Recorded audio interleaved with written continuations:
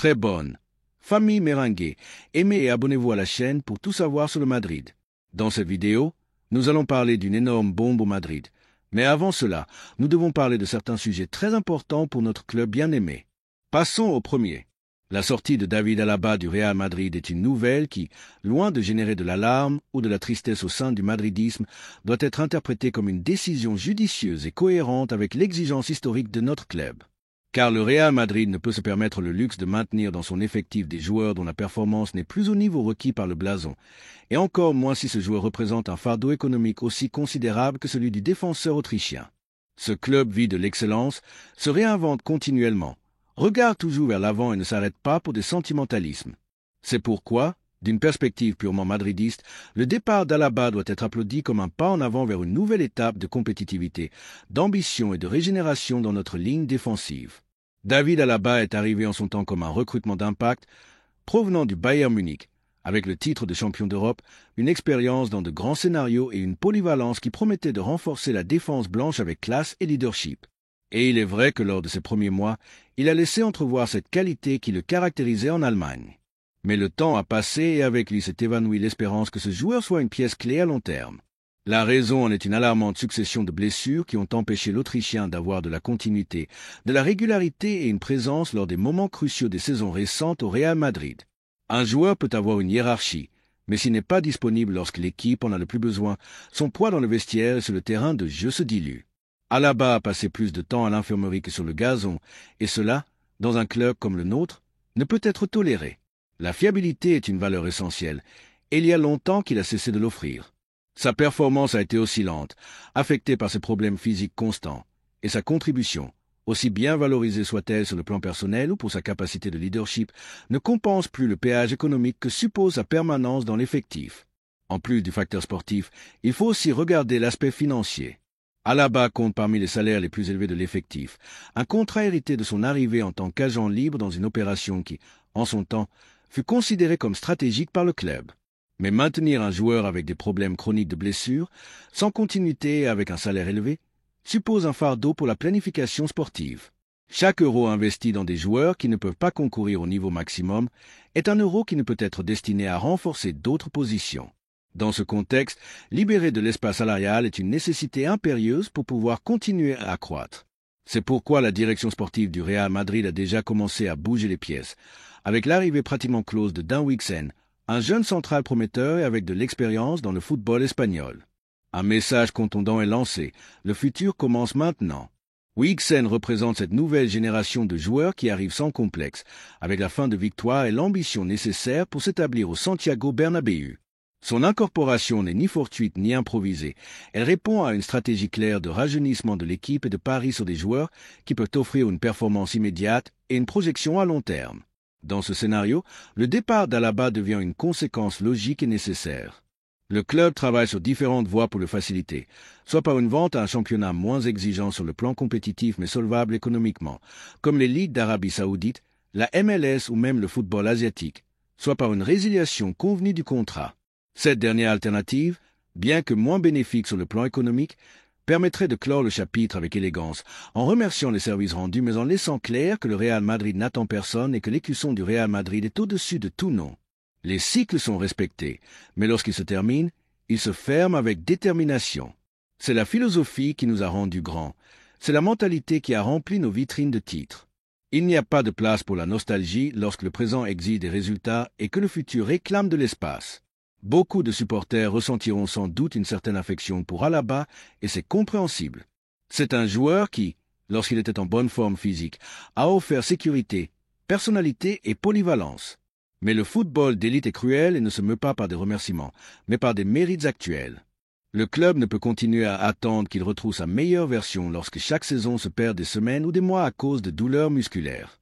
L'exigence de notre écusson ne comprend pas de délai ni de patience illimitée. On concourt pour gagner, pas pour récupérer des joueurs.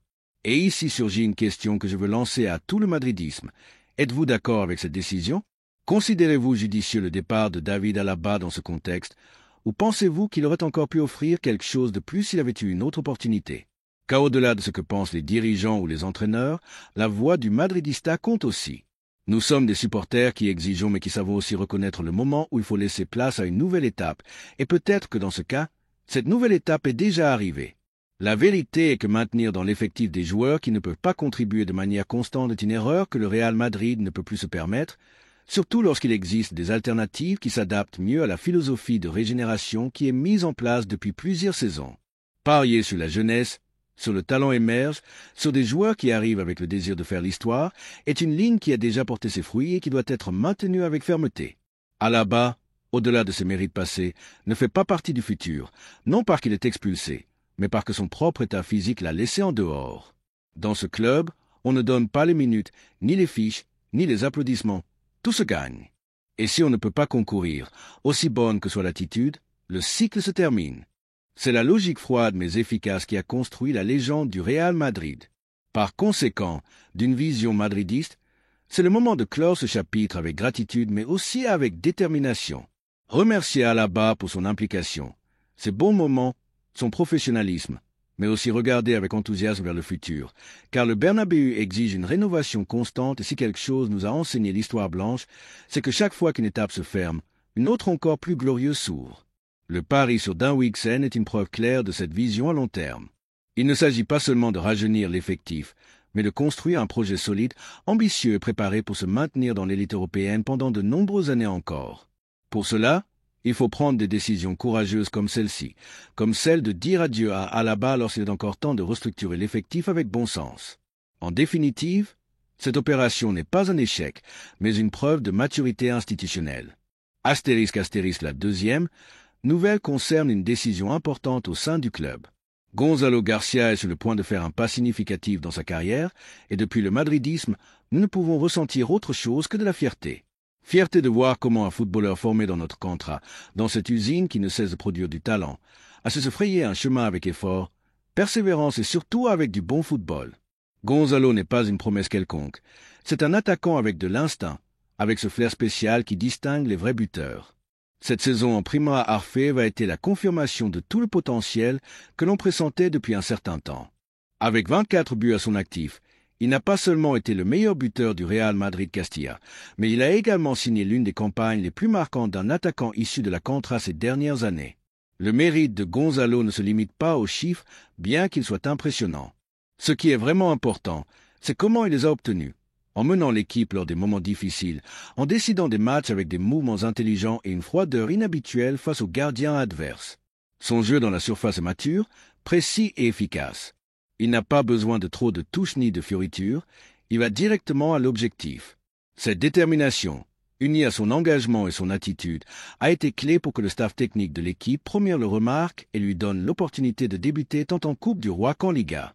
Et lorsque ce moment est arrivé, Gonzalo a répondu comme doivent le faire ceux qui ont l'ADN blanc, avec caractère, sans se dégonfler, avec personnalité. Il est entré sur le terrain avec la confiance de quelqu'un qui a travaillé dur pour être là, et l'a démontré avec son jeu. Il n'est pas facile de se distinguer dans l'écosystème du Real Madrid. C'est un environnement extrêmement compétitif où chaque mètre de terrain se gagne avec du travail, où le talent n'est utile que s'il est accompagné d'une mentalité gagnante. Gonzalo a montré les deux, et c'est pourquoi maintenant que les offres commencent à arriver, le club s'est déplacé avec intelligence. Le Celta de Vigo a été le premier à parier fort sur lui, montrant un intérêt concret et solide pour obtenir ses services pour la saison prochaine. L'ensemble galicien veut rajeunir son attaque et a vu en Gonzalo un joueur avec une mare de croissance, de l'ambition, de la fin de but et une projection pour être important à court terme. À Valdebebas, ils ne sont pas étrangers à cette situation, conscients que Gonzalo a besoin de minutes de qualité dans l'élite pour continuer à grandir. Une stratégie de sortie a été tracée qui maintient les intérêts du club protégés. Le Real Madrid a évalué son transfert à 5 millions d'euros, un chiffre accessible pour le Celta, étant donné que nous parlons d'un jeune attaquant avec des chiffres de buteur contondants et formé dans l'une des contrats les plus prestigieuses du monde. Mais le plus pertinent est que le club blanc veut conserver 50% des droits sur une future vente. Cette clause n'est pas un simple formalisme, c'est une déclaration d'intention. Le Madrid ne veut pas fermer la porte à Gonzalo. Au contraire, il veut avoir la possibilité de le rapatrier si son évolution confirme les attentes qu'il a déjà générées. Et cela, d'une vision stratégique, est clé, car au final, ce qui est recherché n'est pas seulement vendre du talent, mais investir dans le projet sportif. La politique avec la Contra a su s'adapter au temps. Tous les joueurs formés à la maison ne peuvent pas trouver d'espace immédiat dans l'équipe première, mais cela ne signifie pas qu'on renonce à eux. On crée des trajectoires alternatives, on construit des chemins qui permettent de se roder dans d'autres clubs, de gagner de l'expérience, d'accumuler des matchs importants et ensuite, si la performance le justifie, de revenir à la maison. Gonzalo Garcia peut parfaitement être l'un de ces cas. Il a du bois, il a du but, il a de la tête et surtout, il a le sceau de la fabrique. Le Celta, de son côté, parie sur rajeunir son effectif, le doter de plus de mordants et récupérer le protagonisme offensif qui, lors de certaines saisons récentes, a manqué. Gonzalo s'intégrerait parfaitement dans ce projet. Il serait un joueur utile dès le premier moment, mais aussi un actif d'avenir. Avec des minutes, de la confiance et de la continuité, il peut faire un saut qualitatif important. Et tout cela dans un environnement comme celui de Balletto peut devenir le tremplin idéal vers sa consolidation définitive comme attaquant de première division. Pour le madridisme, cette situation éveille un double sentiment. D'une part, la satisfaction de voir un joueur de la Contra faire des pas fermes vers une carrière professionnelle prometteuse. D'autre part, la nostalgie de savoir que nous ne le verrons pas immédiatement dans l'équipe première. Mais il faut comprendre que c'est la dynamique du football moderne et plus encore que c'est la manière la plus sensée de prendre soin et de potentialiser nos jeunes talents. Le club ne le donne pas, il construit une relation d'avenir avec lui. Il dit « Vas-y, démontre, grandis. Et si tu le fais, nous serons là pour te donner l'opportunité que tu mérites. » Et c'est qu'il n'y a rien qui plaise plus aux madridistas que de voir triompher l'un des nôtres. Gonzalo Garcia représente l'esprit de lutte, le travail silencieux et la détermination pour triompher. Il n'a pas eu besoin de grands titres pour arriver jusqu'ici. Il a fait à base de buts, de performances décisives et d'une performance soutenue. Sa sortie, si elle se concrétise, ne doit pas être interprétée comme une perte, mais comme un investissement. Car si Gonzalo fait les choses bien, le Real Madrid gagnera à tous les niveaux, économiquement et potentiellement aussi sur le plan sportif. Maintenant, que pensez-vous, madridista? Considérez-vous adéquat le chiffre de 5 millions pour un attaquant qui a démontré autant en si peu de temps? Trouvez-vous juste de le laisser partir avec 50% de ses droits encore entre les mains du club? Pensez-vous que cette formule permet à la fabrique de continuer à être une source de talent compétitif sans couper la progression de ses joueurs? Ce sont des débats nécessaires au sein du madridisme. Car aimer le Real Madrid, c'est aussi comprendre son modèle sportif, valoriser sa capacité à détecter le talent, à le former et à prendre des décisions intelligentes sur son futur. Et parce que voir un joueur de la Contra triompher, même sous un autre maillot, génère toujours un sentiment spécial. S'il le fait bien, nous saurons que nous l'avons formé ici, et s'il revient un jour comme l'ont fait d'autres dans le passé, nous saurons que c'est parce que nous n'avons jamais cessé de croire en lui. Gonzalo Garcia est face à un moment crucial de sa carrière. Nous, en tant que supporters, avons la responsabilité de soutenir ce type de mouvements lorsqu'ils sont bien pensés, car ils démontrent qu'au Real Madrid, on ne s'improvise pas, on planifie, on n'abandonne pas le talent, on l'impulse, et surtout, on fait confiance à ce que l'écusson se porte dans le cœur, même lorsqu'il ne se porte pas sur le maillot. Gonzalo a démontré être prêt pour l'étape suivante. Espérons que ce nouveau chapitre soit le début d'une étape brillante. Et qui sait, peut-être que dans quelques années, nous le verrons revenir au Bernabéu, plus mûr, plus rodé avec plus de buts à son actif, prêt à triompher en blanc. Et vous, madridista, lui donneriez-vous déjà une opportunité dans l'équipe première, ou pensez-vous que cette sortie au Celta est l'étape dont il a besoin pour se consolider dans l'élite? Aimeriez-vous le voir revenir comme un attaquant plus complet, ayant démontré sa valeur en dehors du club? L'avenir le dira, mais le présent de Gonzalo parle déjà de lui-même. Travail, but et caractère, ce que tout madridista aime. La troisième nouvelle concerne une sortie explosive au Madrid. Le Manchester City se lance à fond pour Rodrigo. 160 millions, un contrat de 6 ans, et un madridisme en état de choc. Le marché des transferts, cet écosystème imprévisible et sauvage qui a tant de fois secoué les fondements du football européen, menace d'emporter l'un des joueurs les plus aimés et prometteurs du Real Madrid, Rodrigo Goes. Selon une information publiée par le média britannique The Sun, le Manchester City est prêt à casser la tirelire pour s'attacher les services de l'ailier brésilien. L'opération, de dimension colossale, n'inclurait pas seulement un chiffre proche des 160 millions d'euros, montant fixé par Florentino Pérez comme condition non négociable pour permettre sa sortie, mais aussi un accord déjà conclu avec le joueur pour signer pour 6 saisons avec l'ensemble dirigé par Pep Guardiola. Le football moderne est de plus en plus un échiquier financier dans lequel les clubs-États, avec des ressources apparemment illimitées, tentent d'arracher des pièces clés aux géants traditionnels. Et cette fois, l'objectif du City est clair, s'emparer de l'un des footballeurs avec la plus grande projection du panorama européen, un talent qui a grandi et mûri sous le toit le plus exigeant du monde, le Santiago Bernabéu, un joueur qui a su répondre dans les moments les plus délicats et qui a laissé sa marque lors de nuits magiques qui font déjà partie du récit épique du madridisme contemporain. Qu'un club de la dimension du Manchester City s'intéresse à Rodrigo n'est pas surprenant. Ce qui est indigne, attriste et déconcerte à parts égales, c'est que, selon ces informations, le joueur aurait déjà pris la décision de partir. Il ne s'agit pas d'une simple spéculation. Le journal anglais affirme que l'accord entre Rodrigo et le club anglais est pacté, en attente uniquement que le Madrid accepte le chiffre établi comme prix de sortie. Le mouvement ne serait pas une négociation traditionnelle, mais une tentative directe et décidée d'exécuter un achat de très haut niveau pour renforcer le projet Citizen. Depuis le Real Madrid, la réponse a été catégorique. Celui qui veut Rodrigo qu'il vienne avec 160 millions en main, il n'y aura pas de rabais, pas de négociation. La position du club blanc est claire. On ne retient personne qui ne veut pas rester, mais on ne brade pas non plus l'une des pièces les plus précieuses de son effectif. La clause n'est pas fixée par hasard. C'est l'évaluation réelle d'un joueur qui, au-delà de ce qu'il a fait, représente ce qu'il pourrait devenir dans un futur proche. Rodrigo est arrivé au Real Madrid comme un pari d'avenir. Ce fut une incorporation stratégique pensée non seulement pour le présent, mais pour construire sur lui un projet de long parcours.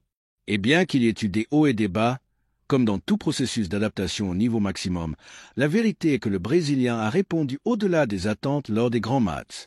Il n'est pas nécessaire de creuser trop dans la mémoire pour se rappeler de ses buts décisifs en Ligue des Champions, de son temple lors de contextes de tension maximale et de sa capacité à débloquer des rencontres qui semblaient perdues. Rodrigo n'est pas seulement un attaquant habile, c'est un joueur avec une mentalité gagnante, avec une froideur compétitive, avec ce gène qui distingue ceux qui sont nés pour jouer au Real Madrid. C'est pourquoi la possibilité de le voir partir maintenant, juste lorsqu'il semblait prêt à faire son grand saut définitif comme leader offensif de l'équipe, est si difficile à accepter pour beaucoup de Madridistas. Comment peut-on comprendre qu'un joueur si jeune, avec tant à offrir, veuille clore son étape dans le club le plus grand du monde pour partir vers un autre projet qui, bien que puissant, n'a ni l'histoire ni l'âme du Real Madrid? Que Guardiola le veuille ne surprend pas. Le technicien catalan sait lire le marché comme peu d'autres, et Rodrigo s'adapte comme un gant à son système. Mobilité, vision, déséquilibre, association, but. Mais le madridisme ne peut regarder cette opération avec indifférence. Ce n'est pas un recrutement de plus, ce n'est pas une vente quelconque, c'est la perte d'un joueur qui représente une idée de futur qui semble maintenant vaciller. D'un point de vue strictement économique, l'opération peut sembler rentable. 160 millions est une somme colossale. Peu de joueurs ont été vendus pour ce montant. Et pourtant, même avec cet argent sur la table, beaucoup ressentent que cela ne compense pas, car la valeur de Rodrigo ne peut se mesurer seulement en euros. Sa valeur réside dans la connexion qu'il avait avec le public, dans son identification avec les valeurs du club, dans sa capacité à apparaître lors des grands jours. Ce genre d'intangible ne se cote pas sur le marché, mais définit ce que signifie être joueur du Real Madrid. Et c'est ici qu'il faut faire une pause et réfléchir. Que se passe-t-il pour qu'un footballeur qui avait tout pour triompher au Madrid décide de partir? Est-ce une question sportive, économique, de protagonisme? Se sent-il moins valorisé? A-t-il été séduit par l'idée de jouer dans une autre ligue, ou simplement s'est-il laissé emporter par le chant des sirènes d'un projet millionnaire qui lui offre un plus grand salaire et une centralité supposée qu'il ne ressent pas ici?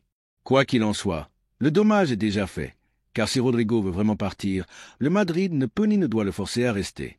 Mais cela n'enlève pas que le madridisme se sente déçu, car il ne s'agit pas d'une vente forcée, ni d'une nécessité financière, mais d'un départ qui semble impulsé par le désir du joueur, et cela, dans un club comme le nôtre, laisse toujours un goût amer.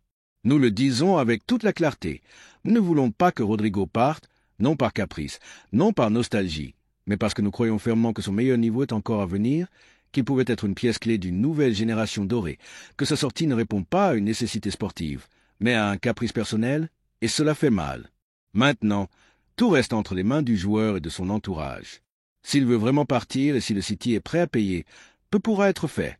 Mais le madridisme doit élever la voix, non pour supplier, mais pour lui faire voir ce qu'il est sur le point de laisser derrière lui, car cet écusson, ce club, cette histoire ne se trouve nulle part ailleurs. Il ne se réplique pas, ne s'égale pas, et partir du Real Madrid a toujours des conséquences. Certains reviennent la tête basse, d'autres se perdent dans l'anonymat, très peu parviennent à améliorer ce qu'ils avaient ici. Alors, la question est claire. Ça vaut la peine, Rodrigo? Crois-tu vraiment que tu trouveras quelque chose de mieux? Penses-tu qu'à Manchester, tu auras les nuits que tu as vécues ici, les applaudissements du Bernabéu, l'émotion d'une demi-finale de Ligue des Champions à la maison, l'étreinte avec les tiens après un but impossible? Et vous, Madridista, qu'en pensez-vous? Croyez-vous que cette opération bénéficie au club? Pensez-vous que 160 millions justifient la perte d'un joueur qui avait encore tant à offrir? Ne pensez-vous pas que nous laissons partir trop tôt quelqu'un qui pouvait devenir une idole ici? Il n'y a pas de coupables uniques, seulement des décisions. Mais certaines décisions pèsent plus que d'autres, et celle-ci, sans aucun doute, sera rappelée pendant longtemps, car le Madrid ne pleure pas ceux qui partent, mais il n'oublie pas non plus si facilement ceux qui décident de partir. Laissez-nous votre opinion dans les commentaires.